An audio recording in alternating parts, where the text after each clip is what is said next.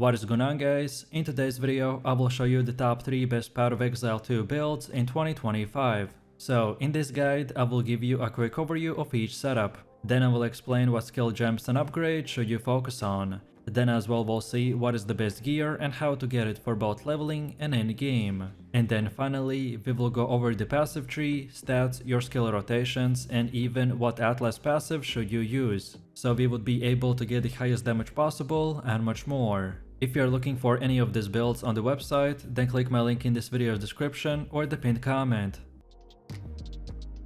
So this setup is a new combo between the Spark Sorceress and the Cast Comet and the Time Freeze. Our build will rely on high spark crits rather than drowning them in hundreds of different sparks. This way our clear speed will be as good as any other sorceress, but against bosses is the place where we are going to shine. Our crit scaling will reach crazy levels of damage. Even if you don't one-shot the boss, then you will have about 13 to 14 seconds, plus 7 seconds and even 3 more additional seconds of the time stops in your disposal. So if you are ready to destroy enemies and pretty much one-shot the bosses, then this is the one for you. So let me show you the build, and for the main class we are going with the Sorceress and our ascendancy is the Chronomancer. Then for the first skill we have Time Freeze with the Wind Wave, second Wind and Unbreakable. Then second we got the Time Snap with no support gems. Then next we got Temporal Rift with Ingenuity. Next we have Temporal Chains with the Cursed Ground, Encumbrance, Expanse, Magnified Effect and Ritualistic Curse. Then for the next one we have the Cast on Critical with the Comet, Spell Echo, Elemental Focus, Inspiration and the Concentrated Effect. Next we got Conductivity with the Heightened Curse and the Focus Curse. Next we got the Soul Offering with the Minion Mastery, Dance Maccabi and the Ablation. Next we have Frost Wall with the Icicle, Cold Mastery, Spell Cascade and the Cold Exposure. Next up we have the Archmage with the Clarity and the Lightning Mastery. And finally we are using the Spark with the Acceleration, Electrocute, Consider Casting, Arcane Surge and the Arcane Tempo. Most of this setup is structured around using our Sparks for AoE and Temporal Chains with Time Freeze for the single target. So we use gems and skills that will support and increase their duration and damage, while the rest are powerful buffs and utility skills that usually get activated in the background. Next up we have our passive tree, and if you're interested in a full in-depth guide on how it works, then check out my beginner guide. So let's take a look at our setup, and we want to start at the spell damage node, and then go like this while taking all of these 3, so the raw power, practice science and the critical overload. Then now we keep on going until we get to the sudden escalation. Then from here again we keep going until the top and then take right. And then keep going until we get to the Whispers of the Doom, and then get both these lightning nodes. Then afterwards we keep going while taking pretty much all of these nodes right here, and then our second stop point is at this Eldritch Battery Keystone. And then finally from here we want to get all the way down here while taking these 3, so the True Strike, for the Juggler and the Deadly Force. And now from this point and onwards we can circle back and unlock the rest of the nodes in whatever order you prefer. All of these nodes that we got are very useful, but the ones I mentioned have the top priority, as they're the most important ones to acquire early on in the game, to make our build functional, and then later on the priority doesn't really matter that much. And then now let's go all the way to the middle again, and for Ascendancy build this is what we have. So at the beginning you want to unlock the Footprints in the Sand, then second now and again, then next we want the Ultimate Command, and then finally select the Unbound and Core. So feel free to use this exact same path as we have right here, and don't forget to check this video's description to find the link for this website, and this should make it easier for you to follow the path. Next we have our gear. The weapon of our choice is the Siphoning Wand, and for the bonus stats we want to gain damage as extra lightning damage, increase spell damage, more to max mana, more levels to all cold spells, increased mana regen and critical hit chance. Then also we got an offhand called the Expert Plummet Focus with Energy Shield, and for more we want increased spell and lightning damage, max mana, more to intelligence and increased mana regen and critical hit chance to spells. Then also we have the second weapon set, which is very important for our build to fully function. So for the weapon we got the Rattling Scepter with the max mana, reduced attribute requirements and more levels of all minion skills. While for our offhand we got the Crest of the Artura Shield with increased armor and energy shield, more to intelligence and increased mana regen and cooldown recovery. Then for helmet we have the Expert Feather Tiara with energy shield, and for more we got max energy shield, max mana and more to fire and cold resistance. Then for the chest we have the Expert Kate Raiment with energy shield, And for more we want increased mana regen and flask mana recovery, more to spirit and chaos and lightning resistance. Then for the belt we have the plate belt with more to armor, max mana and cold and fire resistance. Then for gloves we got the expert Sombri gloves with energy shield. And for more we want max energy shield, max mana and more to critical damage bonus. Then for boots we're using the expert feather sandals with energy shield. And for more we need increased movement speed, max energy shield and max mana. Then for our first ring we got the amethyst ring with the chaos resistance. And for more we want increased lightning damage, max mana, increased cast speed and mana regen. While for the second one we have the breach ring with increased cold and lightning damage, max mana, increased cast speed and increased mana regen rate. And then finally for amulet we have the solar amulet with more to spirit. And for bonus stats we want max mana, more to spirit and increased mana regen. No matter which gear you choose, just at least try to get 75% resistance cap on all 4 elements. This is the best case scenario setup, which should be more of an example of what stats and prefixes to look for. And now finally, let's quickly take a look at how this build will work. So our rotation is quite simple, but you will need to get used to it. So what we want to do is first of all start by using the temporal chains. Then we follow that up with the conductivity. Then next use the time freeze in the combination with the soul offering. Then next we also want to activate the frost wall, and then from here just spam the sparks until the boss dies. But mainly for AoE and weak enemies, we basically will turn into a spark build. So just keep spamming sparks and see all of these crazy crits popping off left and right. The only thing you need to keep in mind is the defense. Our build does not have energy shields, so mind over matter is a good defensive layer, but should not be heavily relied on in the endgame. While the time freeze has a high cooldown, so feel free to use it 24/7. Then also the second wind for 33% no cooldown. And then the time snap reset will allow you to use the time freeze continuously in the combat. Overall, if you can master these skills, then you will become unkillable with very high DPS output at the same time. So this is an endgame build that utilizes the power of the attribute stacking to increase its performance. Our main goal is to stack as much strength, dexterity and intelligence as possible, to then scale it with our unique items such as the Pillar of the God and the Hand of Wisdom and the Action. One of the best things about our setup is that all it needs to function at the start is the Pillar of the Caged God, which is pretty affordable on a budget, but then later on we can scale it incredibly high with each unique item and massive power upgrades and much more. Our main playstyle will revolve around using the Tempest Flurry in the combination with the Charged Staff that can hit multiple times and create lightning shockwaves. If you want to zoom through the maps insanely fast while destroying anything and everyone that crosses your path, then this is the one for you. So let me show you the build, and for the main class, I have chosen to go with the mercenary, and our ascendancy is the Gambling Legionnaire. Then for the first skill we have the Tempest Flurry with the support gems such as the Martial Tempo, Inspiration, Glacianation and the Ice Bite. Then second we get the Charged Staff with the Primal Armament, Lightning Infusion, Overcharge and the Concentrated Effect. Then next we got the Tempest Belt with the Concentrated Effect, Overabundance, Elemental Focus and the Close Combat. Next we have the Wind Dancer with the Blind, Maim and the Pin. Next up we have the Herald of the Ice with Magnified Effect, Lightning Infusion, Primal Armament and the Elemental Focus. Next we got the Combat Frenzy with the Profusion. And finally, for the last one we are using the Glacial Cascade with no support gems. Most of the setup is structured around using the Tempest Fury and the Charged Staff to delete huge amount of enemies in seconds. So we use gems and skills that will support and increase their duration and damage, while the rest are powerful buffs and utility skills that usually get activated in the background. Also, at this point I would usually show you a leveling build, but this time our particular setup is specifically meant for only endgame, because it will only start working when we get the quarterstaff called the Pillar of the Caged God. So until that point I would recommend to use my cheap gas grenade build, which link you can find in the description and on this website. Next up we have our passive tree, and if you are interested in a full in-depth guide on how it works, then check out my beginner guide. So let's take a look at our setup, and we want to start at this armor and evasion node, then go like this while also grabbing the battle hardened and the relentless. Then from here keep on moving while also on our way getting these two, and also the beef. Then afterwards we go like this, and then here at the end we wanna go up top and get this blood magic.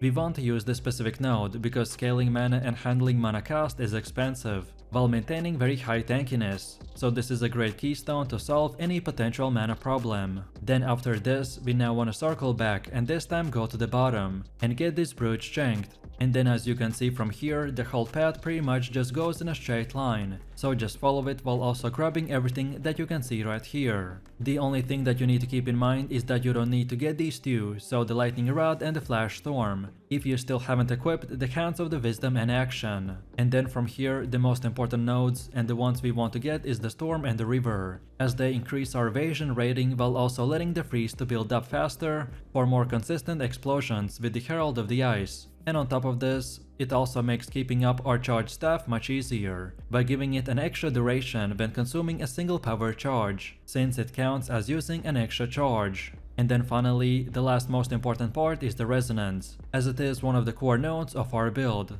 It will convert the frenzy charges gained from the combat frenzy into the power charges, which will allow us to cast our insane charge staff.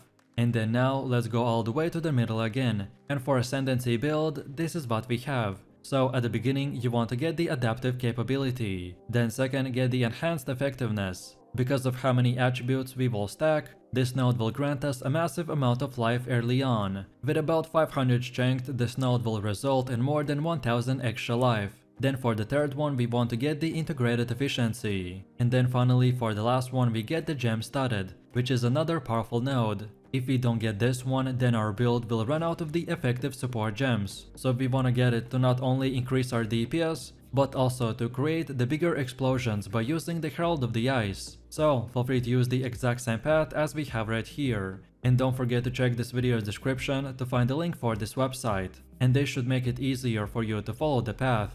Next up we have our Atlas passives. So when we start we want to first of all go to the right side and get all of these nodes, until we get this keystone called the Deadly Evolution. Then from here we want to circle back to the middle, and this time go up top, until we get to the second keystone called the Corrupted Infusion. And then from this point and onwards you can unlock the rest of the nodes in whatever order you want. But then on top of this, we have even more passives. Which order in which you unlock them doesn't really matter, so this time it's up to you. And this is how it should look like for the ritual. Then next we have Delirium. Then third we have the bosses, and then on top of that we have the pinnacle bosses. Then next we also have our expedition setup, and then finally our breach setup. Then next we have our gear. The weapon of our choice is the Pillar of the Caged God. This is relatively cheap and common item, however in the early game we want to use the Glacial Rune or the Storm Rune to increase its flat damage output even more. On top of this, if you get lucky enough, then you can also find this quarterstaff with 3 sockets. Then for the helmet we have the 3 dragons. And after you get the hands of the wisdom in action, then this is the third priority that you should get, as it is mandatory to ensure that you are freezing enemies for a massive Herald of the Ice explosion. Then for the chest we have the Warrior Invictus. This is another powerful item, but this time not mandatory whatsoever, so use this one or anything similar. And for stats we want to focus on increased evasion, more to strength, dexterity and intelligence, and more resistances like fire, cold, lightning and chaos. Then for the belt we have the double belt with increased charm charges.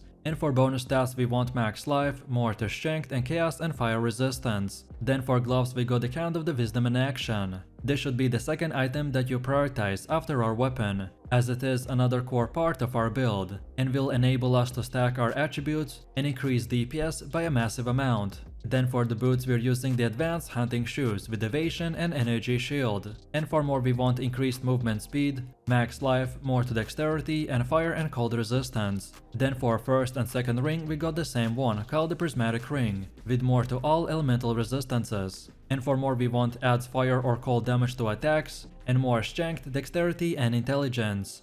And then finally for the amulet we have Ember Amulet with strength. And for more we want more to all attributes, more to strength and intelligence. No matter which gear you choose, just at least try to get 75% resistance cap on all 4 elements. This is the best setup in the endgame, and if you only can afford few things, then I would recommend to prioritize the weapon, then the gloves and finally the headpiece.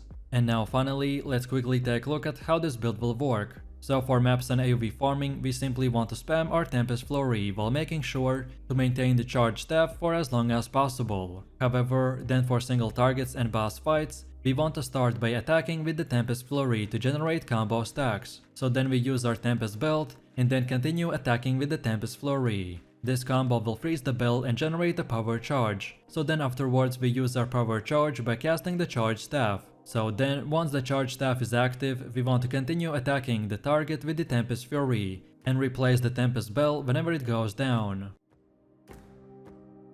This is for sure the best Pathfinder build that pretty much just runs insanely fast and throws out freeze bottles at your enemies that explode through hundreds of targets and one-shots them in split seconds. We are going to be doing about 5 million DPS with a fully maximized gear, and we are also going to be perma-freezing mobs and pinnacle bosses, which will give us a very easy playstyle as we won't have to worry about the enemies too much. Also, for our defense, we are stacking as much energy shield as possible, which will give us anywhere from 8 to 15,000 shields. Overall, this build excels in both clearing and boss fights, and all that we will need to focus on is boosting our survivability and managing flask charges effectively. So let me show you the build, and for the main class, I have chosen to go with the Ranger and our ascendancy is the Pathfinder. Then for the first skill, we have the Shattering Concoction with the support gems such as the Scatter Shot, Martial Tempo, Cold Mastery and the Super Critical. Then second, we got the Escape Shot with no support gems. Next we got the Herald of the Ice with the Cold Penetration, Ice Bite and the Cold Infusion. Next we have the Hypothermia with the Cursed Ground, Heightened Curse and Magnified Effect. Next up we have the Grim Feast with no gems. Next we got the Cast on Critical with the Eye of Winter, Inspiration, Impetus and the Energy Retention. Then next we have the Alchemist Boon with Precision. Next we have the Lightning Warp with the Persistence, Overcharge and the Lightning Mastery. And finally, for the last one, we are using the Ball Lightning with the Arcane Tempo and Acceleration. Most of this setup is structured around using the Scattering Concoction to delete huge amount of enemies in seconds. So we use gems and skills that will support and increase their duration and damage, while the rest are powerful buffs and utility skills that usually get activated in the background. Then next up we have our passive tree, and if you are interested in a full in-depth guide on how it works, then check out my beginner guide. So let's take a look at our setup, and we want to start at this projectile damage node. Then go like this while also grabbing the Honed Instincts and Vile Wounds. Then from here we keep on going while also taking these two, so Master Fletching and the Cooked. And then from this point you can just unlock all the other nodes in whatever order you prefer. So just simply get these nodes that increase our DPS, and then just keep going like this in a straight line. And then finally, after you got most of the nodes, then you can circle back and grab all the last ones like the lightning and the mana regen. This is one of the easiest 3 builds to follow, as pretty much the whole path is in a straight line. So just follow it, and if your build lacks something at that current time, then you can select it as well. And then now, let's go all the way to the middle again, and for Ascendancy build, this is what we have. So at the beginning you want to get the Brew Concoction, as this will give you the option to pick the Shattering Concoction. That provides us with our main skill, and which is the core of our build. Then second, we get the Connected Chemistry. Then third, we select the Enduring Elixirs. And then finally, for the last one, we get the Traveler's Wisdom, which gives us 6 extra passive nodes. This might not sound like much, but at the endgame we can see a huge impact, especially if we spend them on more energy shields. So feel free to use the exact same path as I have right here. And don't forget to check this video description to find the link for this website. And this should make it easier for you to follow the tree. Next up we have our Atlas passives, and this build will benefit a lot from a high pack size, so that our freeze can spread through the use of the Shattering Concoction. So then when we start, we wanna first of all go to the left side, and then get all of these nodes. Then next we now go to the right and get all of these nodes as well. And then from this point and onwards, you can unlock the rest of the nodes in whatever order you want. But then on top of this, we have even more passives, which order in which you unlock them doesn't really matter. So this time it's up to you. And this is how it should look like for the ritual. Then next we have Delirium. Then third we have the bosses, and then on top of that we have the pinnacle bosses. Then next we also have our expedition setup, and then finally our breach setup. Now in the next part we have our gear. The weapon of our choice is the Widow Wail with as much quiver effect as possible. So at least 220% is highly recommended, as this will make you hit the 300% breakpoint with all of the nodes on the passive skill tree. However, if you are going full solo and you don't want a veto whale, then use any bow that has plus levels of all projectile skills, or pretty much anything else that would increase our DPS. On top of this, we also have an offhand called the Visceral Quiver, and the most OP thing on this one is increased damage with the bow skills. However, we've heard that developers might nerf it soon, so if that happens they look for stats like plus levels of all projectile skills, increased crit chance and projectile speed. Then for the helmet we have the Expert Vicar Tiara with the Energy Shield, and for more we want max and increased even more Energy Shield, and Fire and Lightning Resistance. Then for chest we have the Expert Cant Raiment with the Energy Shield, and for more we want increased mana regen, max and increased Energy Shield, more to Spirit and Cold and Lightning Resistance. Then for the belt we have the Fine Belt with the faster flask recovery. And for the bonus stats we got increased even more flask recovery, fire and lightning resistance, as well as more to charm slots. Then for gloves we got the Expert Javel gloves with the Energy Shield. And for more we want even more max and increased Energy Shield, increases to attack speed, cold resistance and increased critical damage bonus. Then for boots we're using the Expert Feather Sandals with the Energy Shield. And for more we want increased movement speed, maxed Energy Shield and fire resistance. Then for the first ring we got the Breach Ring with the max quality of 50%. And for more we got increased cold damage, intelligence, cold and chaos resistance. While then for the second one we have the Sapphire Ring with the cold resistance. And for more we got cold damage, intelligence and lightning and chaos resistance. And then finally for the amulet we have the Lunar Amulet with the max energy shield. And for more we want even more energy shield, more to spirit, plus levels of all projectile skills, and percentage to critical damage bonus. No matter which gear you choose, just at least try to get 75% resistance cap on all 4 elements. This is a starter setup, which would be more of an example of what stats and prefixes to look for. And now finally, let's quickly take a look at how this build will work. And as you can see from the gameplay, this is one of the easiest and simplest builds in the game. So while running around in a map, you should not be using anything more than just the Shattering Concoction. Rare monsters will die very fast because of the freeze and the high crit chance. However, the only thing that we need to use is our life flasks to keep our energy shields. And then second, for bossing, this time we want to start with a ball lightning. Then second, use the lightning warp. Then next activate hypothermia. And then finally, after all of this, you can simply spam the Shattering Concoction and just keep up our debuffs as they expire.